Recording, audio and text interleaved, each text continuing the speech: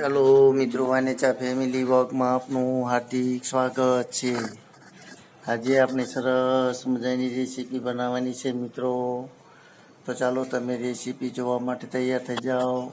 તમારા માટે સરસ મજાની આજે રેસીપી જે બનાવવાની છે તે આરોગ્ય માટે ખૂબ જ સરસ એવી આજની રેસીપી છે મિત્રો, જેનું નામ છે શક્તિમાં વધારો અને વજનમાં ઘટાડો કરે તેવું સરસ મજાનું મગનું સૂપ બનાવવાનું છે મિત્રો.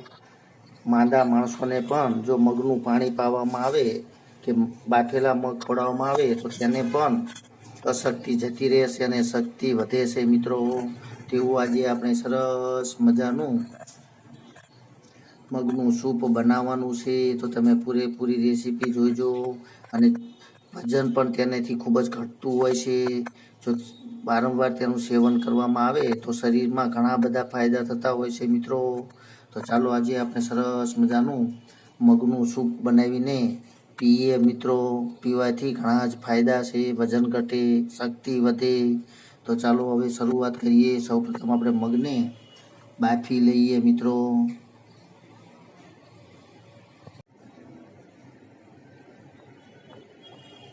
ચાલો મિત્રો, આજે આપણે સરસ મજાનું મગનું સૂપ બનાવી રહ્યા છીએ. તો તેના સરસ મજાના મગ પણ આપણા બફાઈ ગયા છે, તમે જોઈ રહ્યા છો મિત્રો. તેને બરાબર ક્રશ કરી લીધેલા છે મિક્સરની અંદર. અથવા તો જો તમે વધારે એને પકવશો તો ક્રશ કરવાની જરૂર નહીં પડે, ચમચાથી જ ભાંગશો તો પણ સરસ મજાનું સૂપ જેવું બની જશે. તો ચાલો તેનો વઘાર કરી લઈએ. હવે વઘાર તેનો સોરી કરવાનો નથી, પરંતુ તેને ઉકાળીને જ અંદર બધી મસાલા ઉમેરશું મિત્રો. તો ચાલો સ્વાદ પ્રમાણે પહેલાં મીઠું ઉમેરી દઈએ. ખાસ એક તેનો વઘાર કરવાનો નથી મિત્રો. સ્વાદ પ્રમાણે મીઠું, ધાણા જીરું, હળદર, થોડુંક મરચું અને ટામેટું અને મરચાં, લીલું મરચાંનું કટિંગ થોડુંક પણ ઉમેરશું. કારણ કે ખાસ મિત્રો આપણે એનો વઘાર કરતા નથી. થોડુંક આદું પણ ઉમેરી દઈએ. આ રીતે જ કાચું અંદર ઉમેરવાનું હોય છે.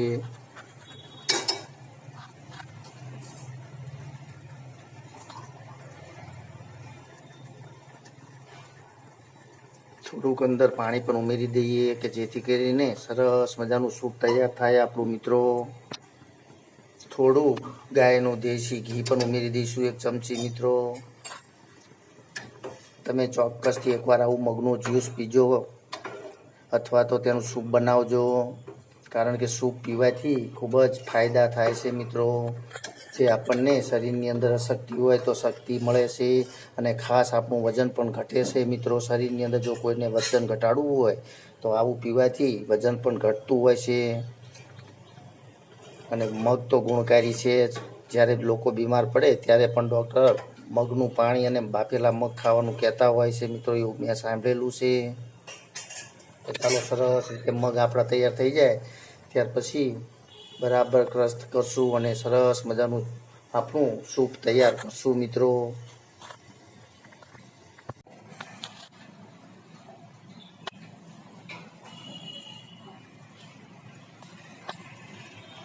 ચાલો મિત્રો, તમે જોઈ રહ્યા છો સરસ મજાનું આપણું મગનું સૂપ તૈયાર થઈ ગયું છે. એકદમ હેલ્થી, જે શરીર માટે શક્તિ વધારક અને વજન ઘટાડક, વજન ઘટાડો અને શક્તિ વધારો મગનું સૂપ પીવો કે જેથી કરીને શરીર માટે ખૂબ જ હેલ્થી છે મિત્રો.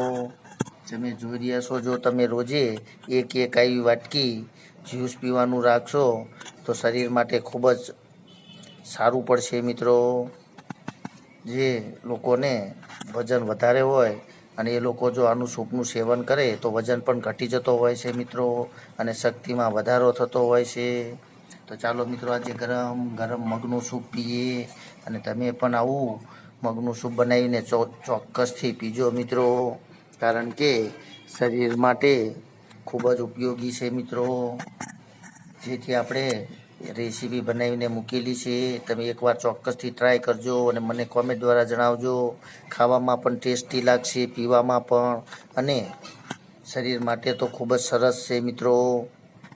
તો ચાલો આજે આપણે ગરમ ગરમ મગનું સૂપ પીએ અને શક્તિ વધારીએ, વજન ઘટાડીએ.